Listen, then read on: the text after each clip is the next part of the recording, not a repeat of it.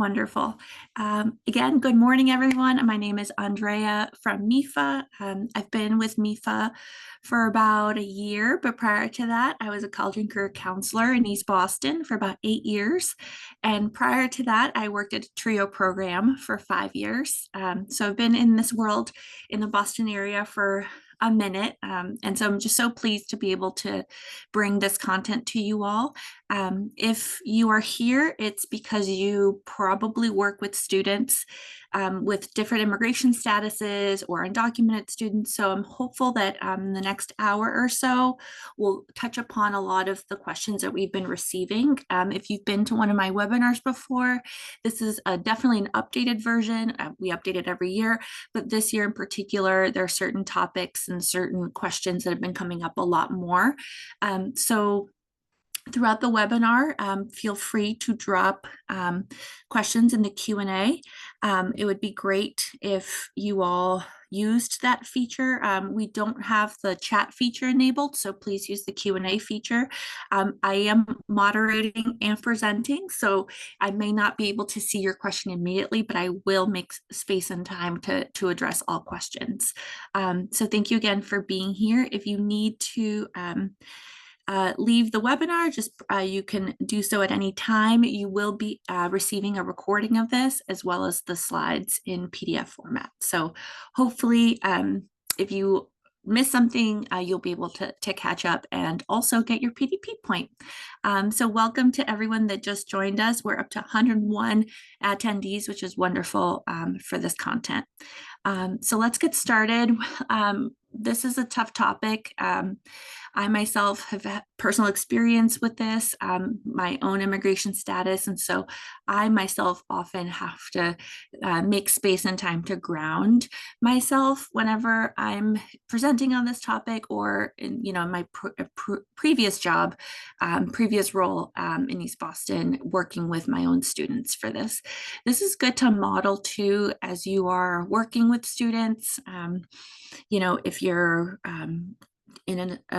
teaching a class to your seniors, or if you're meeting with a family, it is really important to kind of even bring this concept to your communities of just being able to own our story, being able to self-reflect on what we're bringing to certain conversations. And certainly when you're working with students who are undocumented or have different types of immigration statuses, in front of them, modeling that you're acknowledging your awareness, your knowledge level, naming for them, I might not be so knowledgeable, but I'm here with you. I want to be on this journey with you. So do this for yourselves, but also feel free to bring this practice over to your professional setting. Definitely know that this topic is really, really hard. So if it's hard for you, imagine how hard it is for someone who is living through this for themselves. And so it's just nice to kind of remind ourselves of these grounding practices for ourselves, but again, for our students. So I want to lead us all in this right now as we embark on the next hour together. These are some of my key takeaway points for this presentation today, for this workshop. And I have to be honest, I've been doing this workshop in and around the Boston area and Massachusetts, and even, in certain cases nationally for about a decade, a long time. And I have to say, this is the first year in a little while where I've had to really take pause and reassess some of the content. Things are happening around us nationally, especially, that are making this content right now particularly salient and particularly nuanced. And so I try to organize my own thinking about how it's evolved in the last few years, and want to just equip you all with these 5 takeaway points that I hope you bring with you into your practice. Regardless of all of the other content I'm going to share, really bring these 5 points into your practice if you can, as soon as you can. So the first one is definitely, especially with this population, being proactive is going to be so important, not reactive. What do I mean by that? Putting things in place, looking at your lesson plans, looking at your decorations around your office, and just being proactive about little tweaks that you can make, or big tweaks that that show this population, show your students, show your team that you're thinking about this. And it might not be something that you talk about every single day, but that you're ready and willing to help, and you have the resources kind of ready if a student should come to you, if a staff member or family member has a question. So definitely being proactive. Hopefully I'll give you some tidbits today that will help you put this into action. The second one is really, really important. And I haven't said this actually in a while. Federally speaking, we had been in a really good place for a long time, especially starting in 2012 with DACA. And then, it kind of sort of kept building. There was good momentum with certain immigration policies. And then, of course, things have shifted toward immigrants recently. And so I actually haven't said this particular bullet point in a while, but I want to bring it back front and center. We need to, as practitioners, dial in on local state resources for this population. I used to say in my presentations and supporting other practitioners, years ago, if a student has, a family member that they can live with in California, and could go there and establish residency, and be able to, after a little while, pay in-state tuition. Like, there's ways that we can be creative and really think big. And now that is not the moment to do that. Now it's the moment to really own what is available for our students here in Massachusetts with tuition equity and the good things that have come out of this hyper local context, and not necessarily think about other opportunities out there, especially the ones that for an undocumented student might involve travel or putting themselves in physical sort of immigration peril. And so really thinking about, what do we have around here? Let's stay local in terms of resources. There's a lot here in Massachusetts, which is really, really good to sort of counteract what's happening at the federal level. That's not to say a student can't go out of state to go to college. If you have a student that's applying to, I don't know, a highly selective college in another New England state, I'm not saying they shouldn't do that. I'm just more saying for your general population to really maximize the resources that are available here locally, especially because many of our local policies citywide, but also or city to city, but also from the state, are really immigrant friendly. So it's just nice to know that and to name that. Definitely equipping your students and community with legal aid knowledge, resources for making a legal plan. You don't have to be an expert on this, but it would be nice to have resources available to your students should they come to you and express that they're nervous about an upcoming court date, or different pieces. And so there are some slides in here with resources that you can point your students to. Definitely continuing to foster an undocu-friendly atmosphere. Now is not the time to go back and to model going into the shadows and not talking about this for fear of retribution, or for fear of that students will get deported. I mean, it's a scary world out there right now, but what your students need is a safe space. And so if that's your immediate office, or maybe your senior college counseling class, whatever that small context is, focus on making it undocu friendly, and don't be afraid to talk about it. Don't be afraid to just present the resources. You talking about it is not going to endanger your students at all. Even students self-disclosing to you is not going to endanger them. It's really the pieces around, what you do with that information, where it's written, and I hope it's not written. You know what I mean? It's what you do with that information that you need to be careful with, but actually talking about it and expressing that you are an undocu friendly educator will go a long way. And then, of course, students should not give up on their post-secondary dreams and plans. It's a tough environment out there. You just need to get more creative with your students. and self-disclosure, allowing students the space and time to, when they're ready, self-disclose to you, will go a long way. So I just spent a lot of time talking about those takeaway points. We have so many slides, but I just wanted to kind of set the scene for all of us as we dive in. And there might be some slides I don't get to today because our time is limited, and I could go on and on about this for hours, but just know that you're going to get the slides. And if I don't touch upon every single piece in the slides, you'll still have that content in front of you in your possession. And then please reach out to me anytime at MEFA. I'm always here to thought partner with you, or maybe do additional trainings at your school, whatever you all might need. I'm happy to support. So the first piece, you heard me mention this about self-disclosure. It's really important, especially now, which is counterintuitive, right? Because now we have ICE presence, we have just a lot of bad things happening outside of our immediate sort of control, which is, potentially our office or school. And so it's counterintuitive to think, well, now actually it's even more important for students to feel safe to self-disclose. Self-disclosure is important. So self-disclosure is when your students take it upon themselves, so it's student initiated, to share with you that they are undocumented, or to share with you intricacies about their immigration status. So that is what self-disclosure means.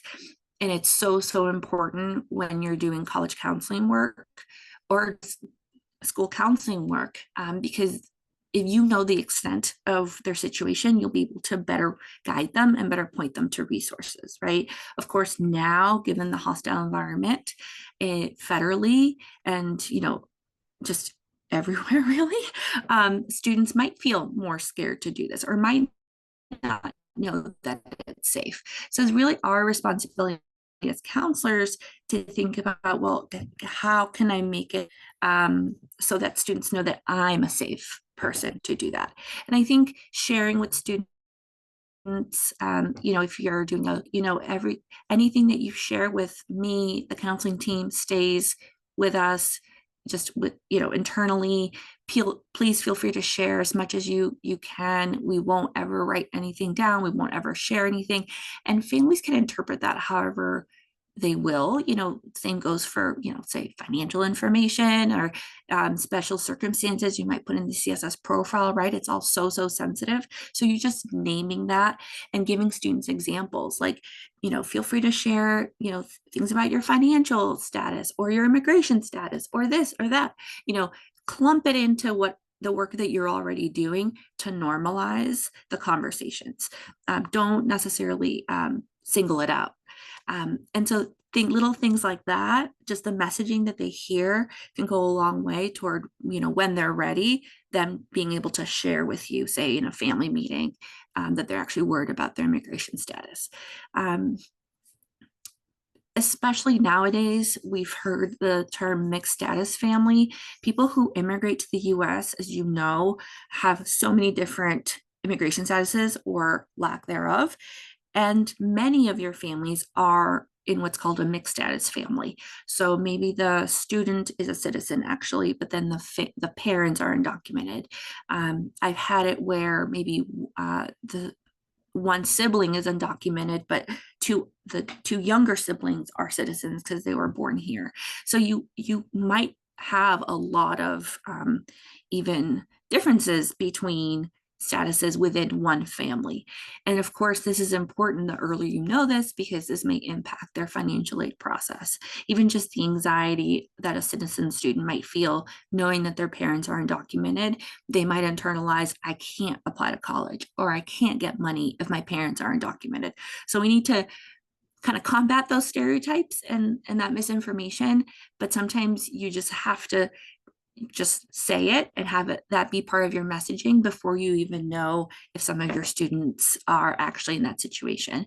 Hopefully, the more they hear it, the more they hear you addressing these situations kind of in a blanket statement for everyone, the more they might say, okay, maybe, Miss So-and-so, she seems to, be talking about this a lot. Maybe I'll let her know next time, my mom comes in that, I'm worried about this. So students kind of internalize everything you're saying, and then hopefully eventually trust you enough to self-disclose.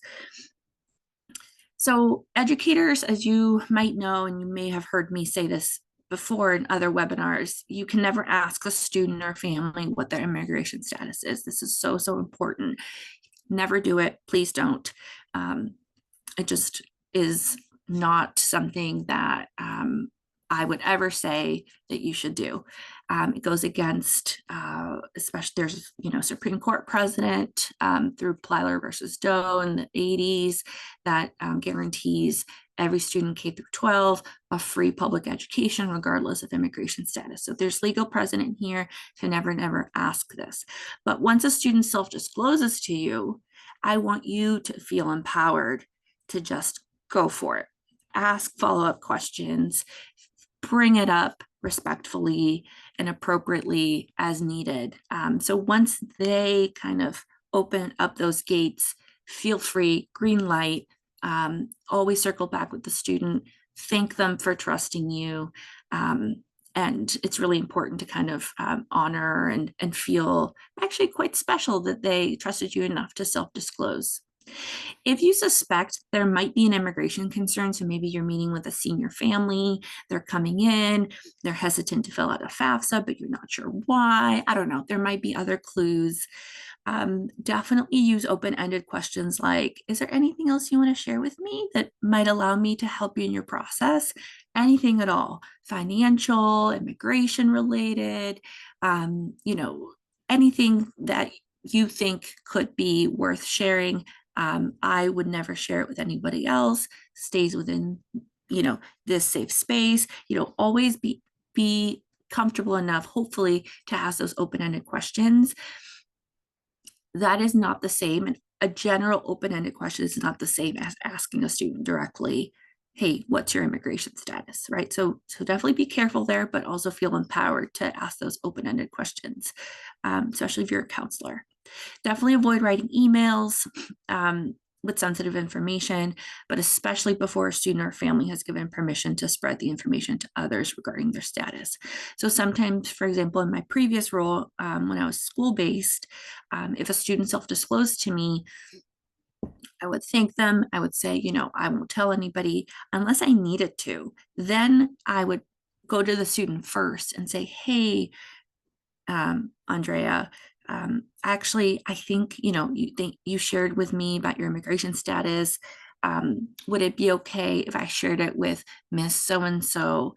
You can be in that meeting too, but I would love to have some thought partnership with another, staff member that's an expert on, I don't know, expert on sports recruitment. I'd love to be able to share it with this teacher so that they can help me help you. So be very, very explicit about who you're sharing the information with. Ask for the student's permission. Once the student says yes, bring them into the conversation. If they want to be part of it, they should. So definitely, I encourage all of you to be open in those ways with your students, very, very transparent.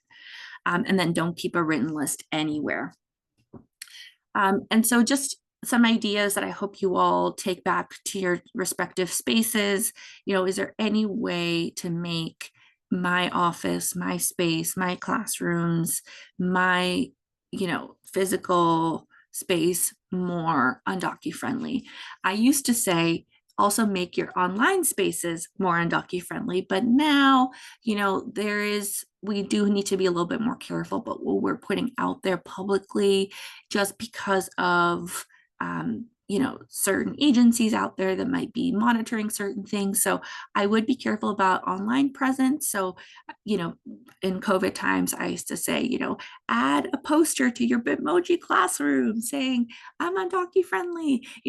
Certain things like that are cute and can go a long way.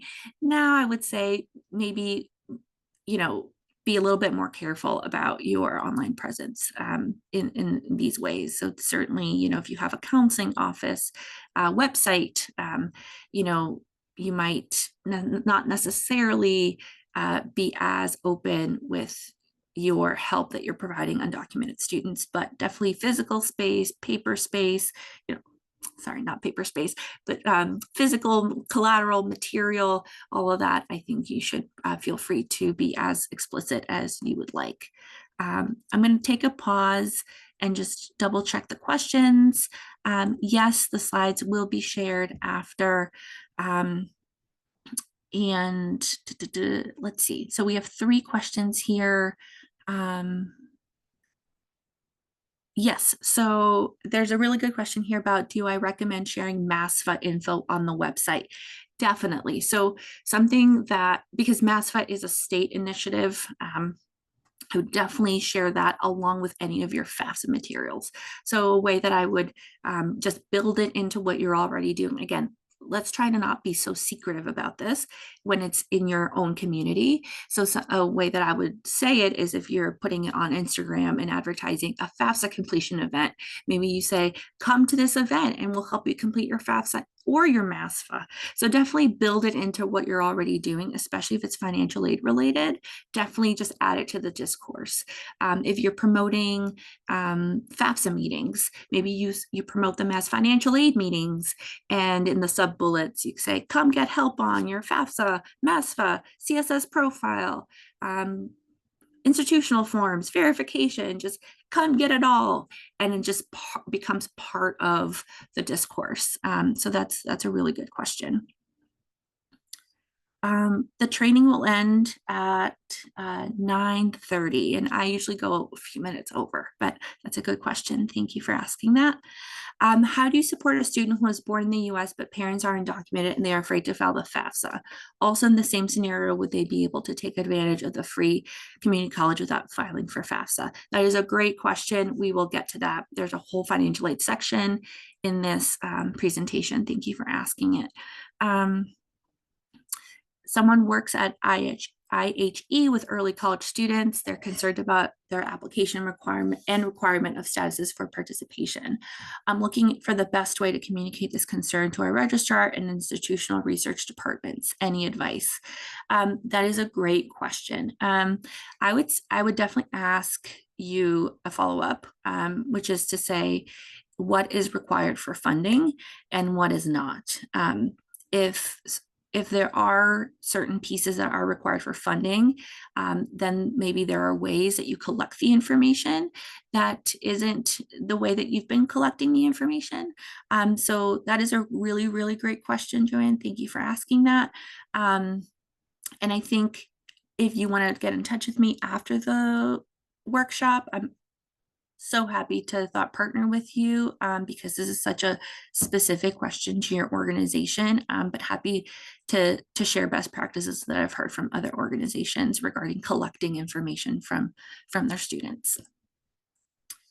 Another question, what is your opinion regarding completing financial aid forms such as FAFSA or MASFA without knowing the student status or current family status? Can completing any of these forms affect their immigration status or target them? What organizations are safe to navigate this process? So many questions around FAFSA safety. I do have some slides around this that we'll get to. I think generally speaking, you want to be as transparent as possible with students about what the requirements are or what statuses they need or don't need to file either the FAFSA or MASFA. So just putting the list of statuses that are eligible for FAFSA in one of your college counseling slides, right? Students are smart enough to kind of see that. They might not raise their hand and ask question live in the classroom, but they might be able to see information about, oh, I heard my mom say I have that status. Miss So-and-so just highlighted it as a status eligible for FAFSA. Cool. Or, oh, I don't have any of these statuses. So Miss So-and-so is telling me that I can file the MASFA. So just being so transparent with your seniors about who is eligible, who is not, and then always follow up with, if you have questions, your counselor is trained on how to navigate this safely. Please share information with us. It stays private. The more we know, the more we can help. You can be that directive in your communications with students. What OSFA is saying around the MASFA is that students can only fill out one or the other. So if they are eligible for FAFSA, if they're a citizen, eligible non-citizen, or have any of the eligible statuses, they should be filling out FAFSA. If they don't have the ability to fill out FAFSA because of their status, then they should be filling out the MASFA if they qualify as a high school completer. And so I think the best you can do is share the information with students, have them kind of process that through their own filter, and then hope and trust that they'll come to you for help. Completing these forms will not affect their immigration status, but there are currently some concerns around the possibility in the future of certain federal agencies potentially sharing information with other federal agencies. So I'll address that in a few minutes. Right now, that is not happening. FERPA is still certainly active and protecting student information at the federal level, but there are some concerns in the future that might not be the case. So I think all you can do is share that with your students, have them make the decision. But I would say it's hard to say don't file a FAFSA, right? Because 3 years down the line or 4 months down the line, there might be some issues with information. It's really tough situation, and there are no right answers. So I would say just equip your students with the information and then have them make different, their own choices. Targeting wise, I know Massachusetts and OSFA, the Office of Student Financial Assistance, is working on making the MASFA a little tighter, a little bit more secure, asking less questions about certain things, so things aren't always in writing, just as a precaution for whatever might happen in the future. So I know OSFA from the state level is very much thinking about ways to make the MASFA safer, but as of right now, there have been no threats or any danger to students' information that's going into the MASFA. With MASFA, how do we know the protections are strong enough? This is a place where all of our student statuses are housed. Yeah, that's a great question. So we've talked to folks at OSFA, and they are currently making provisions for this. So it is not lost on them that prior iterations of the MASFA did ask for a lot of information, and they're actively trying to think of ways to make it, like I said, a little tighter, a little bit more secure. So definitely more to come on that. I have not heard any official statements. I have not heard any official sort of guidance around this, but I do know they're taking it very seriously. So I would not discourage your students from filling out a MASFA. I would still encourage them to do it because at the state level, there are more protections available to students than at the federal level. So remember that earlier bullet point I said, focus on the state, the local. We have more power at the state level. There are more protections at the state level. So definitely the state piece is something that I would trust more at the moment as a practitioner.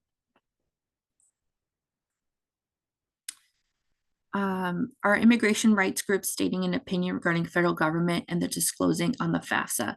That is a really good question. I have a slide in here about the President's Alliance on Higher Education. They've done some really great research on this question, but you'll find that no one is saying, yes, fill out a FAFSA. No, don't fill out a FAFSA. The best we can do is explain to students what the situation is and what different sort of avenues an agency would have to go through to obtain FAFSA information. And so I'll talk a little bit about the work that the President's Alliance on Higher Education is doing to kind of address the gap that I think practitioners feel about where can I get actual information that tells me if the FAFSA information is compromised. So definitely encourage you to take a look at the President's Alliance on Higher Education. They're a great resource with very capable public policy professionals working to make this information accessible to practitioners. So there is a slide on this later, so we can definitely review it then. Great. So let's continue. I'm going to kind of skip over this slide quickly, but definitely want to point you to the Higher Education Immigration Portal and the Education Trust.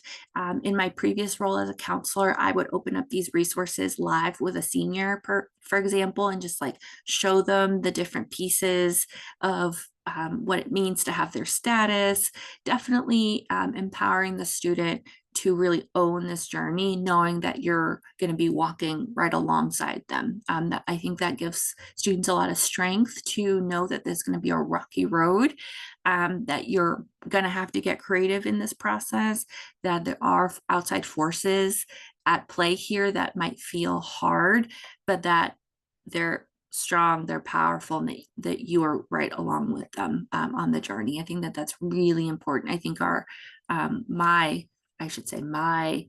instinct is to protect them, to shield them, to shelter them, but actually the opposite is probably what's going to set them up better, to be very, very honest about the hurdles that they might face in the process, and then to just like jump through those hurdles with them.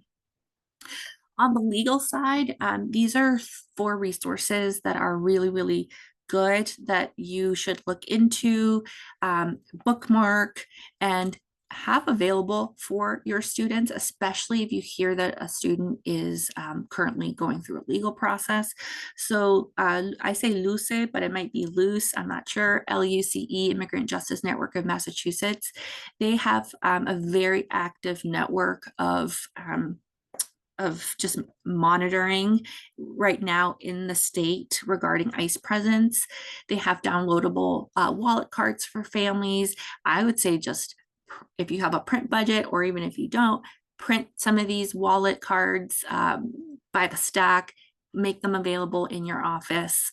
The MIRA Coalition, the Massachusetts Immigrant Refugee Advocacy Coalition, it has been just a trusted partner for years.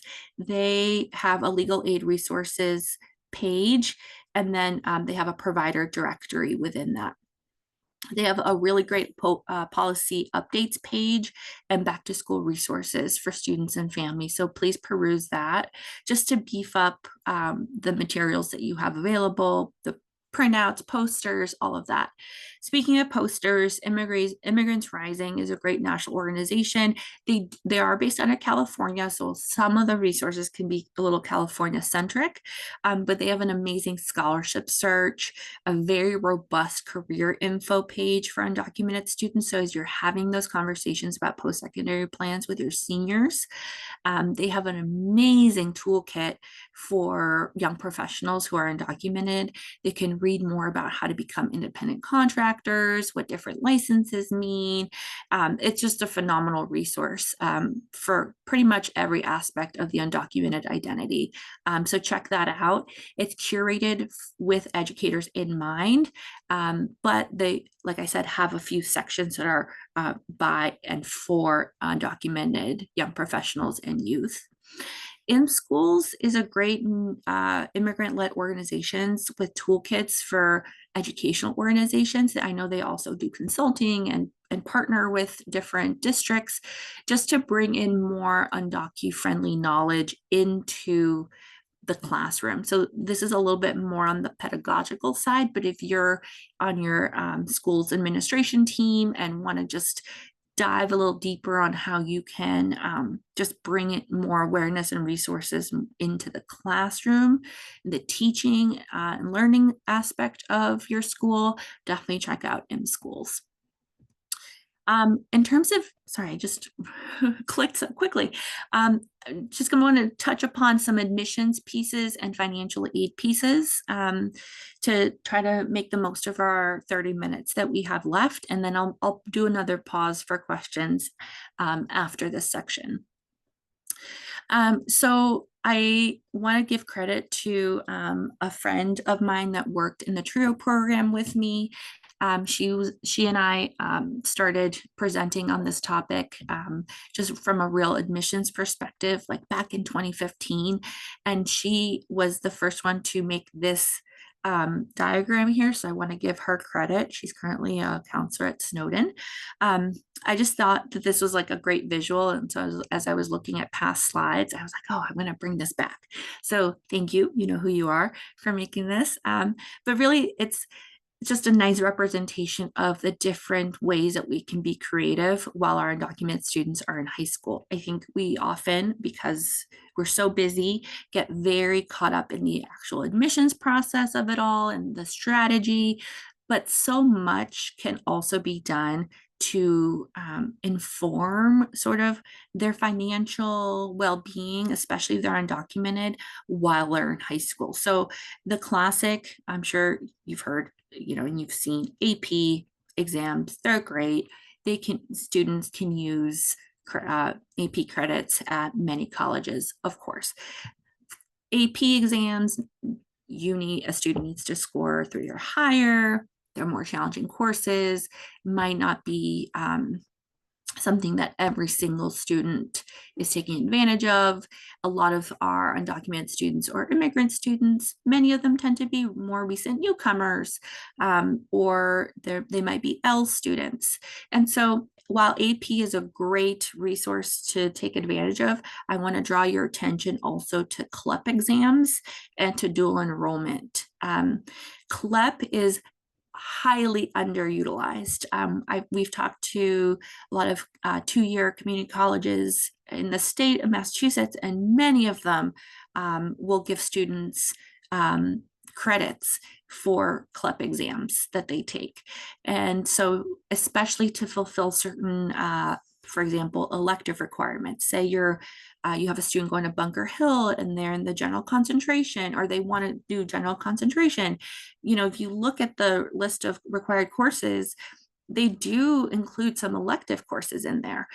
A CLEP exam in Spanish can help fulfill some of those credits to save the student time and money later on. So especially for your newcomers, while a student might not have the strongest math grades, or maybe they do, the strongest, content knowledge in certain areas, some of them do have language knowledge, some of them do have knowledge of certain subjects. So utilizing and playing to their strengths via CLEP exam could be a nice way to save them a little money.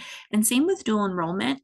If your school offers partnerships with colleges that offer dual enrollment courses, another great way for an undocumented student or a student with, different types of immigration statuses to get some early college credits.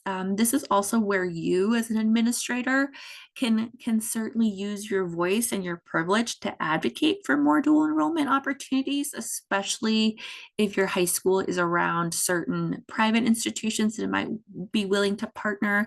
Some private institutions with dual enrollment have less immigration or legal or status requirements when it comes to which students can receive funding. So I always try to empower you all to advocate for your students via dual enrollment.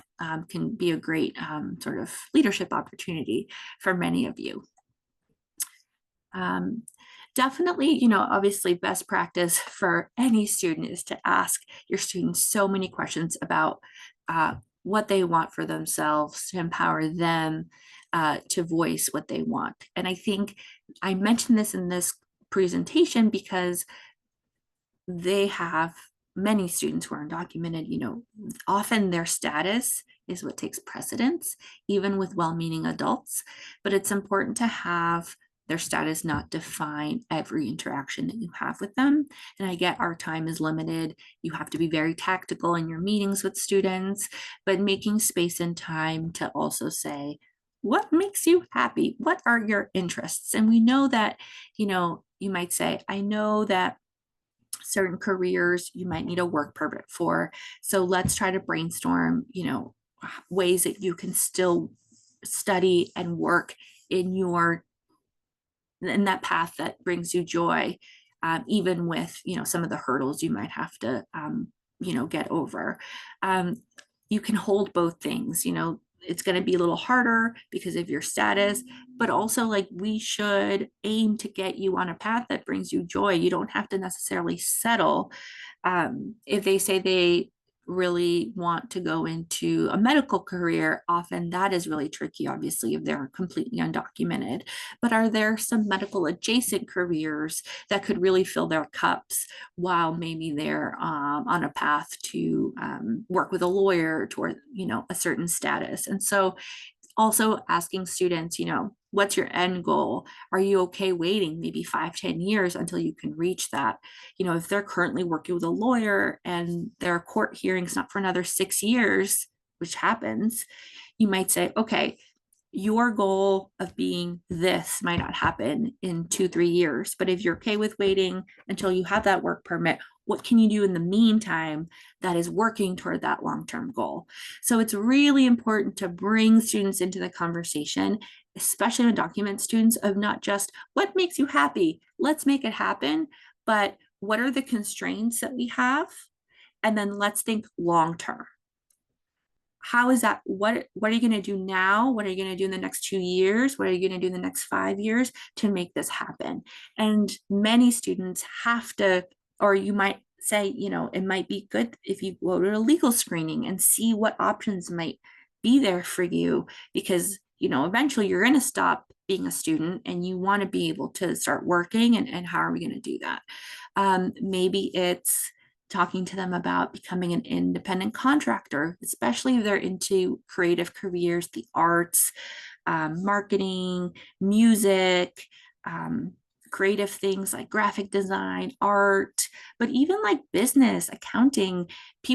Students can go into these fields and work for themselves. And so really giving texture to the conversation. So it's not just, all right, what do you want to major in?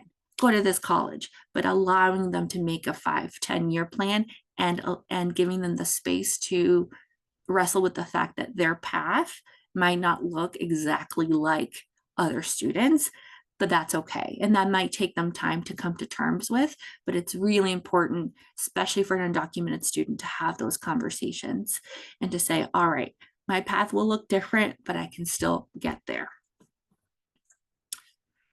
For colleges in particular, if your students are looking to go to college to get to that end goal, a 2-year or 4-year, I would encourage them right now in this political climate to stay as local as they can. And definitely you as a counselor can vet for undocumented-friendly colleges. It's now more important than ever. Build a network of other counselors that you can reach out to me. My email address is at the end of these slides, but I can also share it, akeenan@mefa.org, and you'll obviously get a copy of the slides, but reach out to others and just gut check. Hey, I have an undocumented student that wants to apply to this college in Pennsylvania. What do you think about that? Have you heard that other undocumented students have gone there? What are some colleges that might be similar to that, but maybe a little bit more undocumented-friendly? You can glean a lot about whether a college is undocumented-friendly by just visiting their website, but the more local you stay, the higher the chances that that college is undocumented-friendly, just because naturally where we're located in the country, even though a college might be undocumented-friendly because they might have certain merit aid that is that they can give all students, or that they have special scholarship programs like UMass Boston, for example, has all of their scholarships open to any student, regardless of immigration status. Even though a college might be undocumented-friendly, you also want to name for students that individual people at that college might not know everything. So to not get discouraged if they call up the financial aid office and they get someone on the other line, on the other side, that says, actually, I don't know, maybe said something a little weird. Just definitely encourage students to know that knowledge levels around this subject vary widely in terms of just individual employees at different colleges.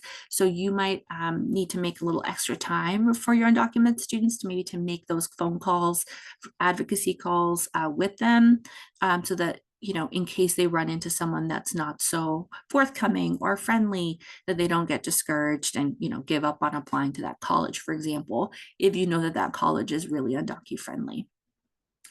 The next 3 slides are sample roadmap for ways that you can think about different students and their sort of where they are academically, and therefore what opportunities they might have for, especially for a four-year college.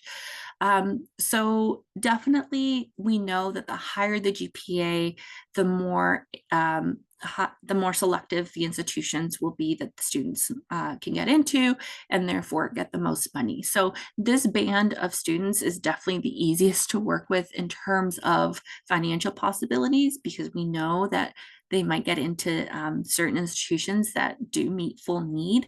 So this is great. And this is why, getting into those ninth grade classrooms early and encouraging students to know about this is really important.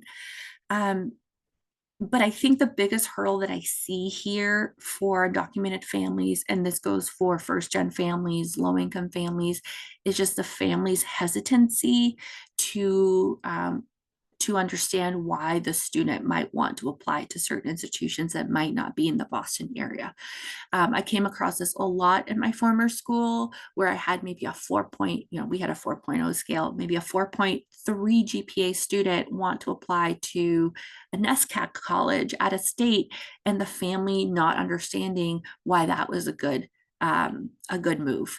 And so even though I keep saying stay local, there might be some colleges that are very very attractive options for students that are not in state. So again, don't take this to say don't leave Massachusetts, but if you are going to leave Massachusetts, allowing and empowering your students to be discerning of like where makes sense for me to do this, especially if there is plane travel involved.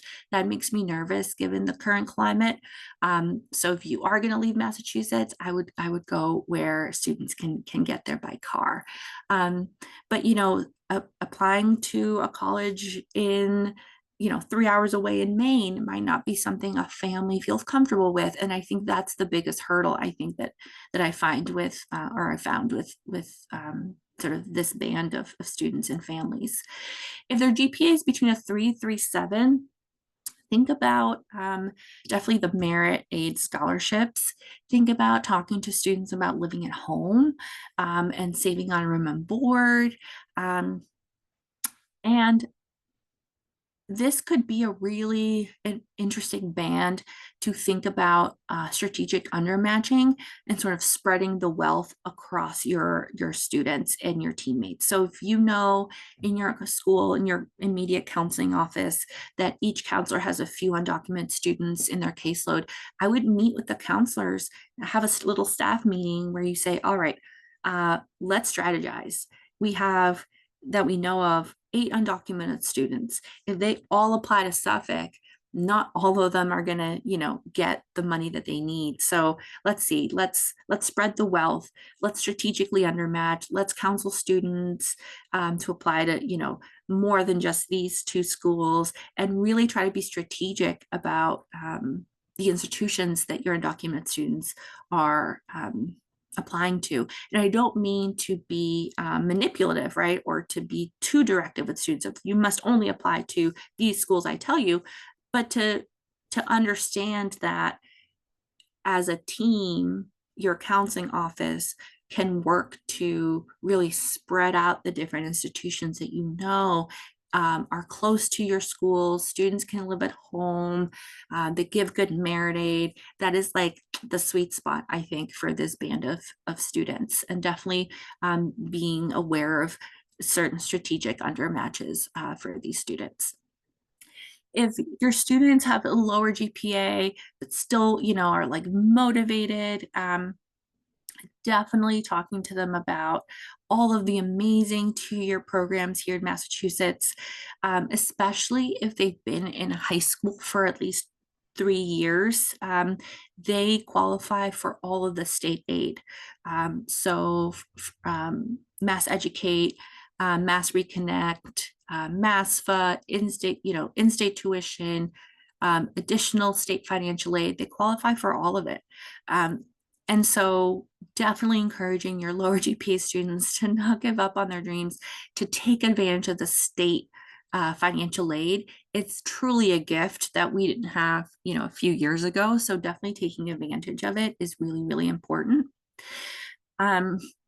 Some students might not be fully undocumented, so they might have a work permit. In that case, they have a few more options in terms of post-secondary plans like Year Up, other programs that require a work permit, like different apprenticeships. They might be able to have a few more easier options if they have that work permit. So definitely, this is again why the self-disclosure matters, why asking questions matters, because if you know the student has a work permit, you might be able to, drive them toward other great options as well. Other 2 4-year programs, Endicott Van Loan School, Franklin Cummings has a lot of shorter degrees. And I'm really stressing the shorter credentials here because they're cheaper. And that's not to say they're what every student should be doing. But if a student, has like a 2.5 out of 4 GPA or 2.1 or lower, they might not be getting the merit aid that they want to be getting at 4-year colleges. So maybe the 2-year or certificate options are a better choice. And so thinking about what exists. UMass Online, I think, is a sleeper for me, if I'm honest. I had students look into some of their certificate programs they could do online. Some of them were like $3,000, $4,000. And if a student's been working and has money that they want to invest into a cool certificate program that aligns with their interests, there are ways to be creative. There's a lot of sort of the professional education arms of different colleges, like Berkeley School of Music has some great shorter certificate online programs.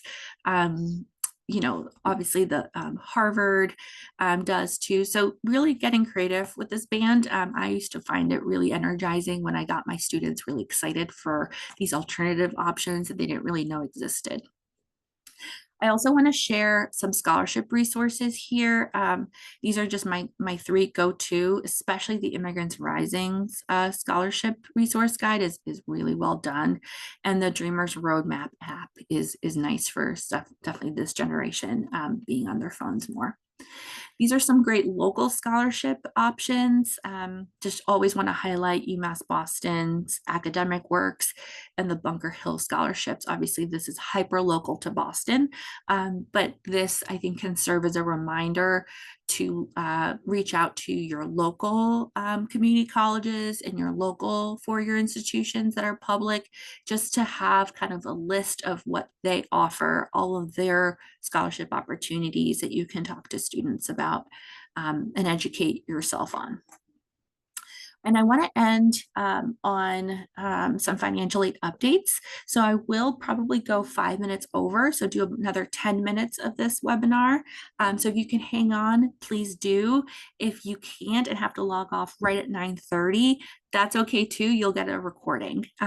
Before I launch into financial aid updates, just want to address some of the Q&A. I think I answered a few of them already. Let's see. Yes, someone else, I want to just call out that that graphic I had with the dual enrollment, we can add early college there too. Thank you so much for that push. That's great. We are having a FAFSA night to support our students with their FAFSA applications. Is there a resource for MASFA that you might be able to provide someone who can assist students and staff with this process? I can. Definitely reach out to me and MEFA.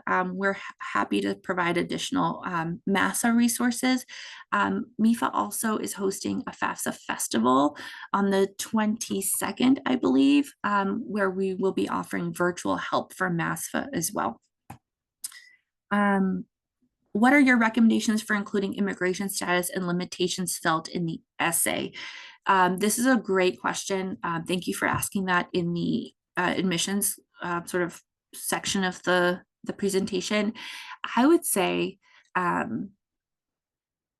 it is fine to disclose statuses in a way that leaves it vague. I think in an essay, I would not necessarily, given the current climate, just be extra cautious. I wouldn't necessarily in written form in an essay say, I am I came and overstayed my visa and I'm currently undocumented.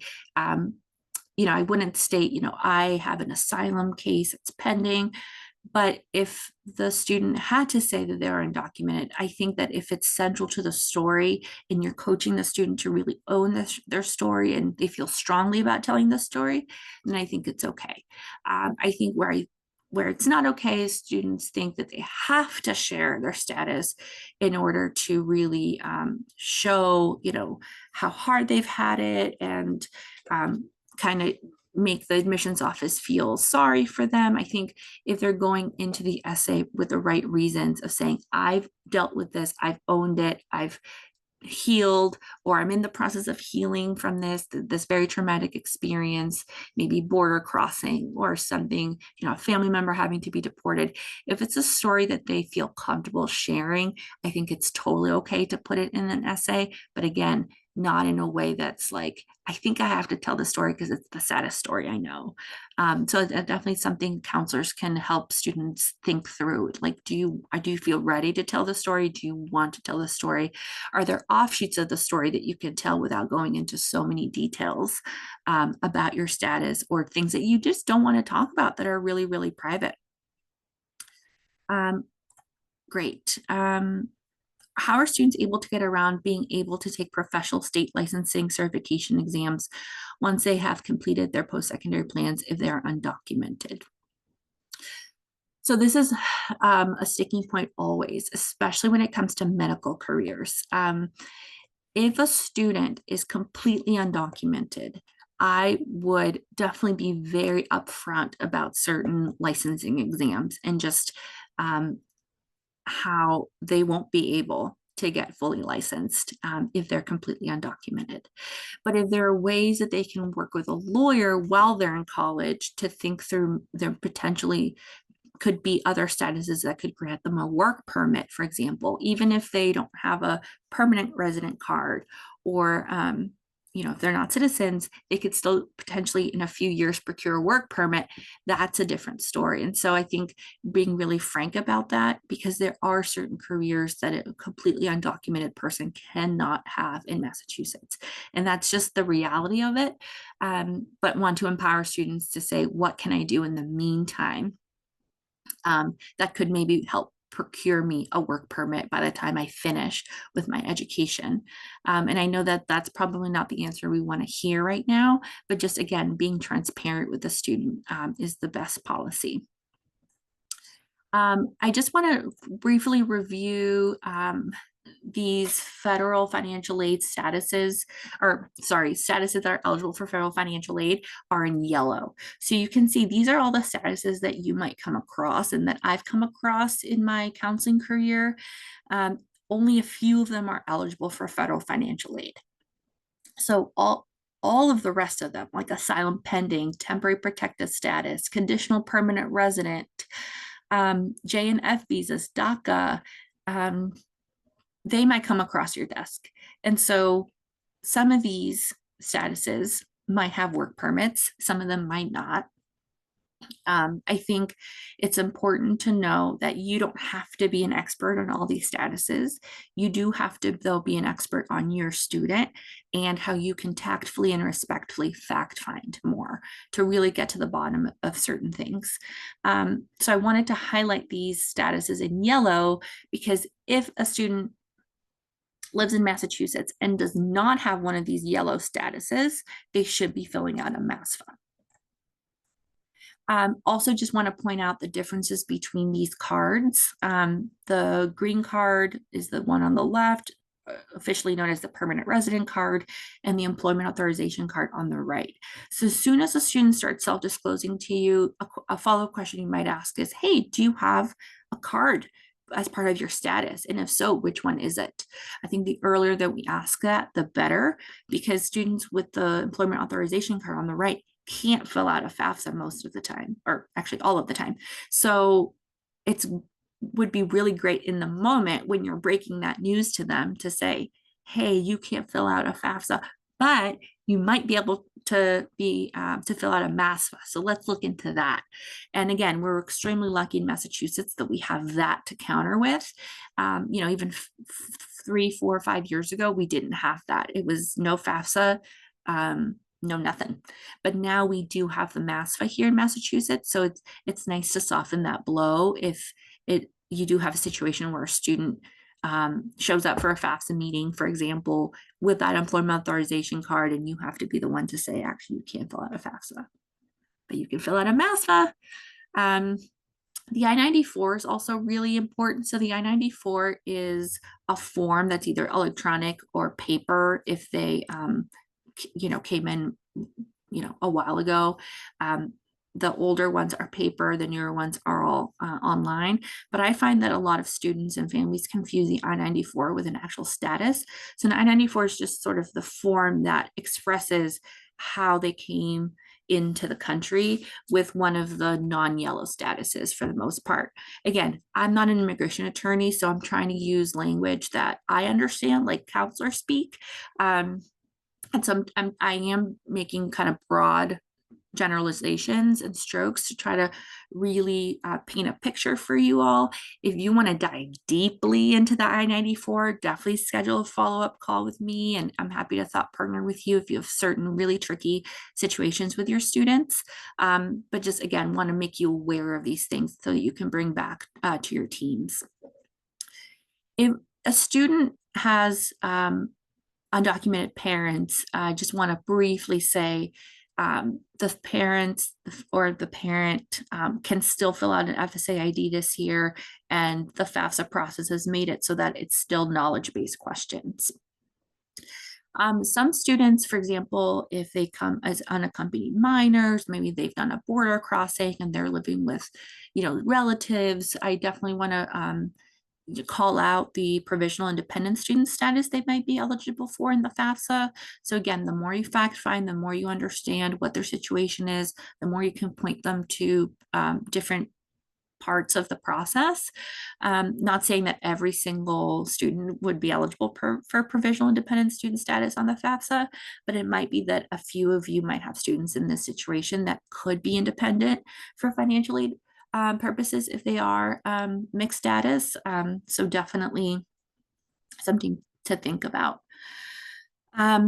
So definitely, yeah. So this is just kind of a follow-up to the provisional independent student status piece. Also, questions around being homeless or self-supporting. It's just important to note that sometimes undocumented students, or sorry, I should say, students in mixed status families who are eligible to fill out a FAFSA, but their family might be undocumented, could potentially answer yes to some of these questions depending on who they're living with. Definitely mixed status families are becoming more and more common as families start to self-disclose. They might say, okay, my student can fill out a FAFSA, they have a green card, but we're undocumented. MEFA has some great resources online that we've created around who needs an FSA ID, so you can kind of go through the flow chart. If some of your students are feeling anxious around, well, one of my parents is undocumented, do they need to provide their information? It might work out that, maybe they don't need to provide their information, that they can just provide another parent's information. So it just depends on what the family situation is. So I find that a graphic like this, who needs an FSA ID, can help students kind of quell some of that anxiety that they might feel if they're in a mixed status family.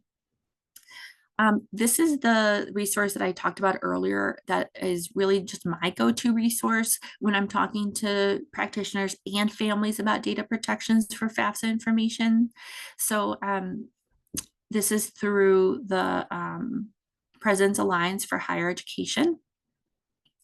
And basically what you need to know, and what this resource does a really great job of highlighting, is that there are these things called SORNs, SORNS, and they're basically data sharing agreements that happen between agencies. And so this particular nonprofit, the President's Alliance for Higher Ed, tracks those SORNs to see, okay, what agencies are sharing information with what other agencies. And they're trying to monitor these to see if Department of Education opens up any new SORNs with any other agencies. And so that's kind of the nitty gritty of what I think we want to keep our eyes and ears peeled out for is, are these agreements actually in place, or are people just threatening that they're going to share FAFSA information? Those are two different things. And so currently, there is no data sharing agreement between Department of Education and ICE or Department of Homeland Security. That's not to say it won't happen in the future, but I just wanted to kind of allow you to have this information, bookmark it, and just stay abreast of what's happening. You can share all that with families, and and still say, it's still up to you to fill out a FAFSA or not, but this is what we know now. I have heard from other practitioners that if students are really anxious, but they're filling out a FAFSA, if a family has a PO box, they can include that PO box information in for their address in the FAFSA instead of their home address, just as an additional layer of, okay, at least we're not putting down our address in the FAFSA. So that's something I've heard, just sharing that as a practice, and thinking about that information as separate from information being shared with colleges, right? Because the FAFSA and then the college's own storage system is different.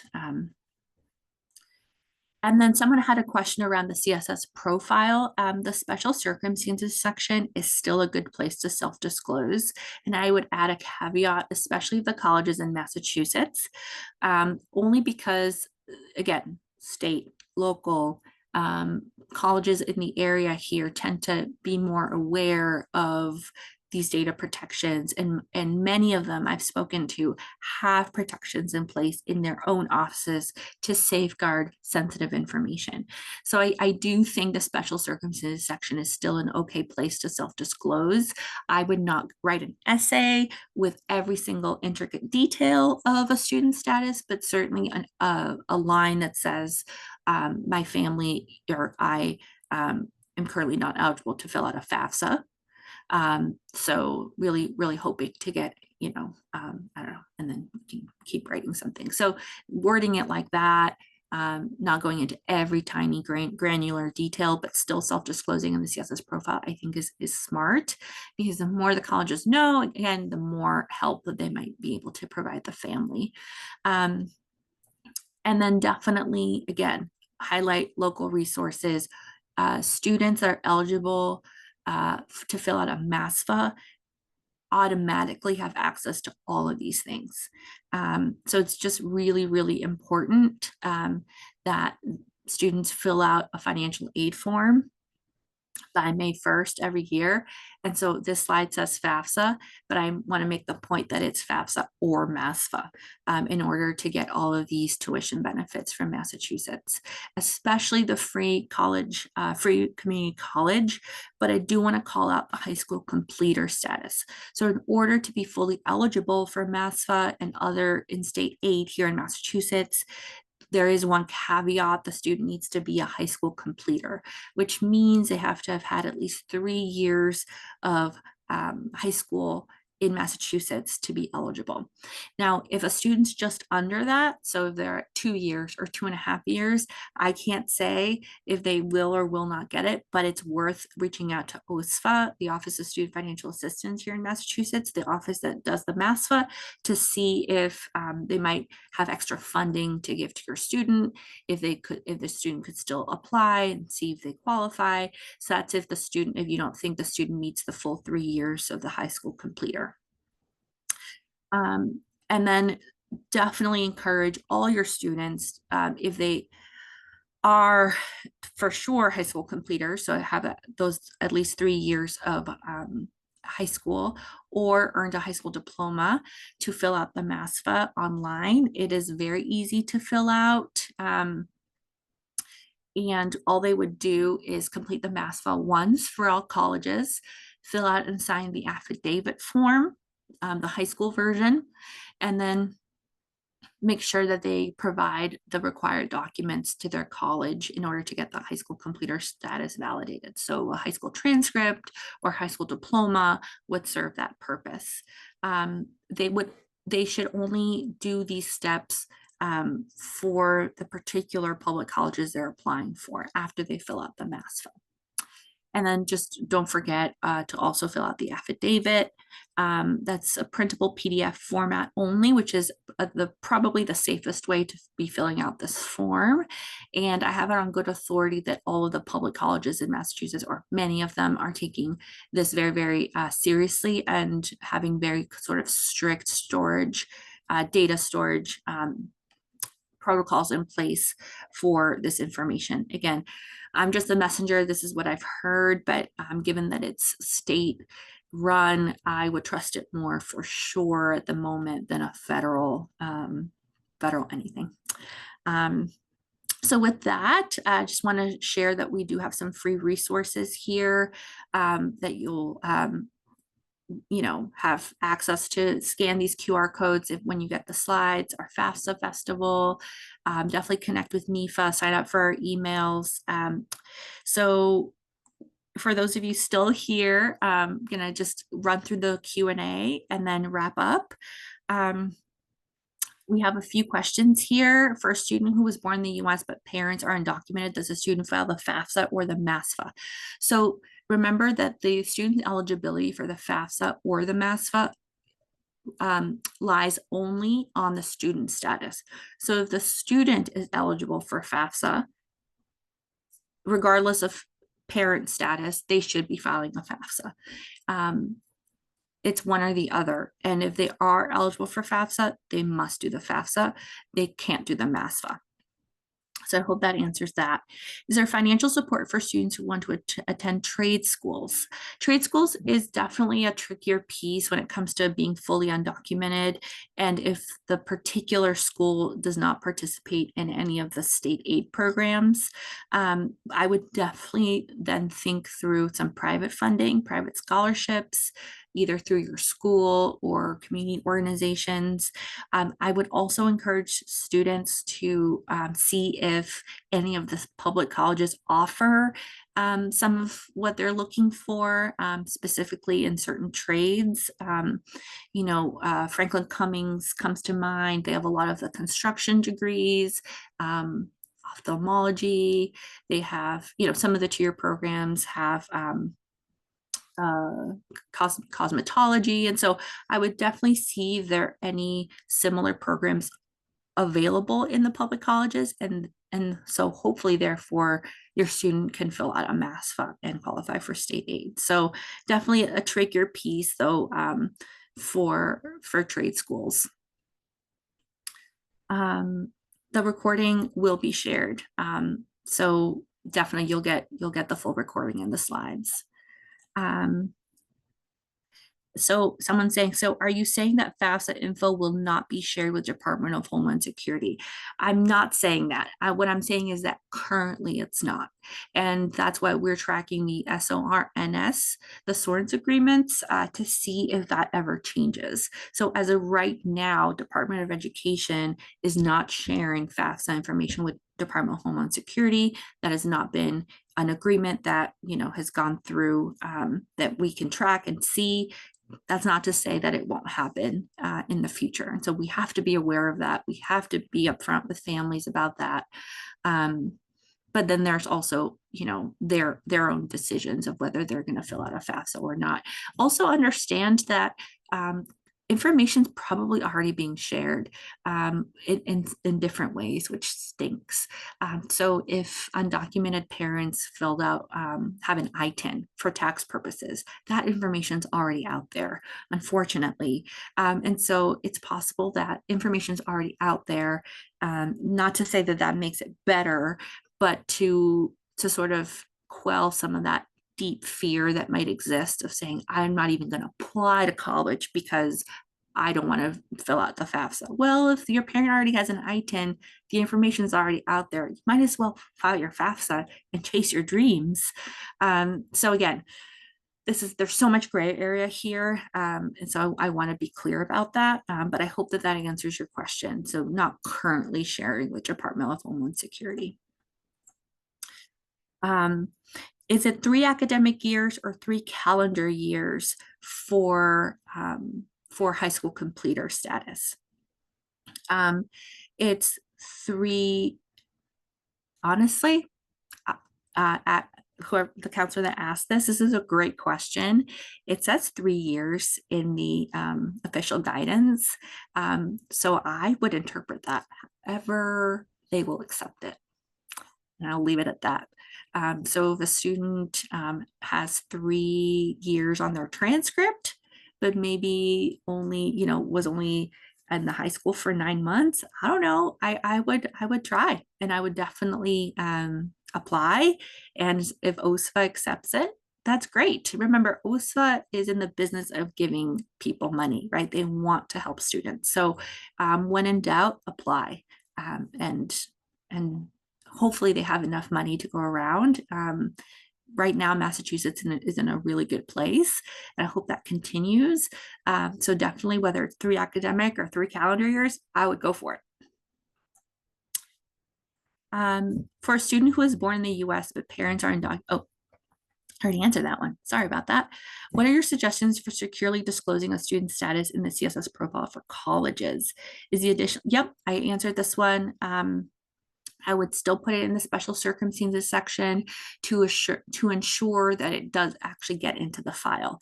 I'm afraid that if you call, that the person on the other line won't be appropriately taking notes and appropriately adding that information to the student's financial aid file.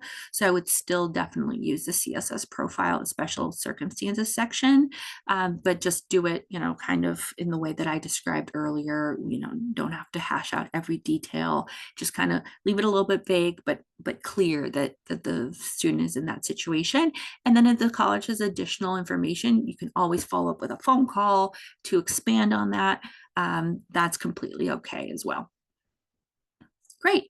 Well, thank you everyone so much for joining. I know for those of you that are still on, I appreciate you hanging on. We did go way over, but appreciated all your questions. So thank you again, and please don't hesitate to reach out. I do have my contact information here at the end of the slides, akeenan@mefa.org. So please be in touch, and thank you. And you're all doing good work. So I appreciate everything that you're doing to bring this information to your families. Thank you.